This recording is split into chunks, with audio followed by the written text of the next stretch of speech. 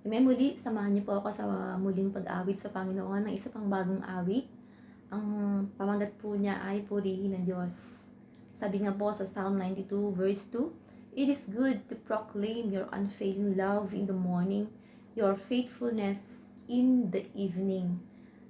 Kailangan po natin ibalik sa Kanya ang pasasalamat sa maghapon na pag-iingat ng Diyos sa lahat ng mga ating pong napagtagumpayan, mga trials, pagsubok sa maghapon. Amen? Kung kaya't sabay-sabay po natin purihin siya, awitan siya, dakilain siya dahil siya'y tapat sa bawat araw sa ating mga buhay. Amen?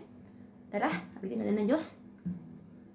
1, 2, 3, and...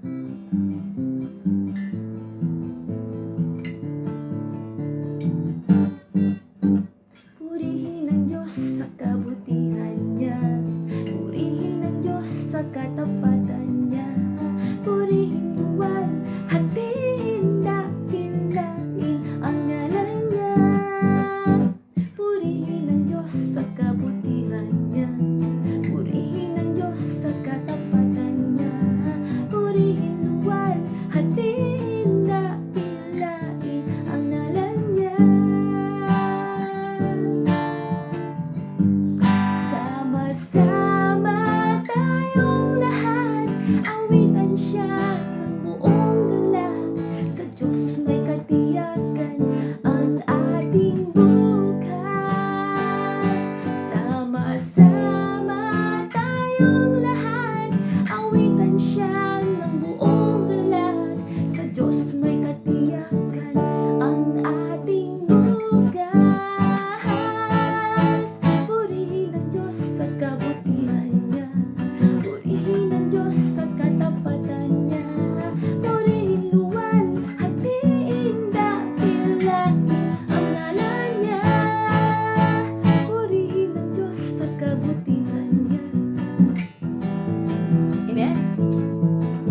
Purihin luwal, hatiin, dakilain ang ngalan niya. Sabay-sabay. Sama-sama tayong lahat, sa Diyos tayo'y magpasalamat. Tagumpay ng buhay dahil siya'y tapat. Sama-sama tayong lahat, sa Diyos tayo'y magpasalamat. Tagumpay ng buhay dahil siya'y tapat. Come on! Purihin ang Diyos sa kabutihan niya, purihin ang Diyos sa katapatan niya, purihin luwal, hatiin, dakilain ang ngalan niya. Purihin ang Diyos sa kabutihan niya, purihin ang Diyos sa katapatan niya, purihin luwal, hatiin, dakilain ang ngalan niya.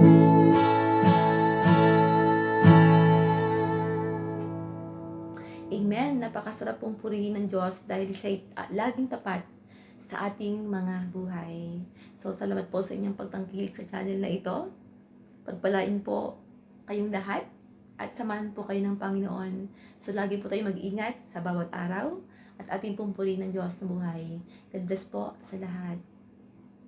Muli, see you soon!